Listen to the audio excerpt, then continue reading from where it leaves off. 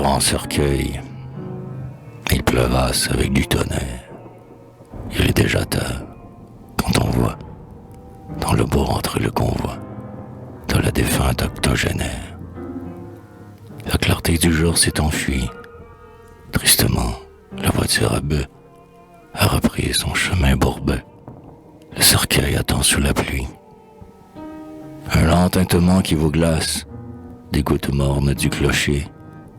Voici tout le monde marcher vers la grande croix de la place.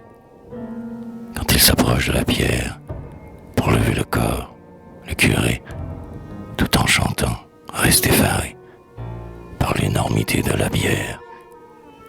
Certes, avec ses planches massives, espèce de forme madrier, crevassé, noueux, mal taillé, qui remplacerait des solives, elle apparaît si gigantesque, en épaisseur, en large, en long, si haute, d'un tel poids de plomb, qu'à la voir on en frémit presque. Elle s'étale sans pareil, d'autant plus démesurément qu'elle renferme seulement un mince cadavre de vieille.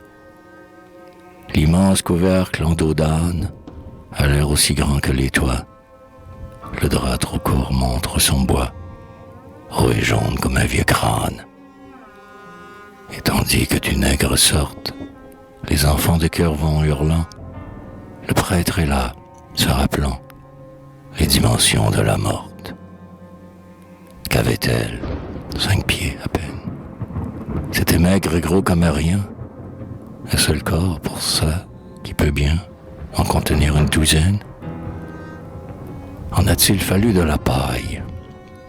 Aurait-on dû l'empaqueter pour l'empêcher de balloter comme un grain dans une futaille? Quel menuisier! Ça tient du songe. Il doit sûrement, celui-ci, avoir le regard qui grossit, et dans sa main le maître allonge. Les porteurs pliant sur leur charge, en ombre, comme de raison, semblent traîner une maison. Le brancard est bien long et large, mais il est usé, quoi qu'on dise, puisque, hélas, le monstre ligneux croule avec un bruit caverneux, juste en pénétrant dans l'église. C'est le bras du brancard qui casse. On hisse l'effrayant cercueil sur l'estrade, et les chants de deuil sont bâclés sous la voûte basse. Puis, les cloches vont à voler. À la montée, oh, que c'est dur et long. Enfin, voici le mur que dépasse le mausolée. Le chant entremêle sa voix fausse au bruit sourd des pas recueillis. Debout, s'offre aux yeux ébahis le vieux sacristain dans la fosse. L'ombre vient. Personne ne bouge.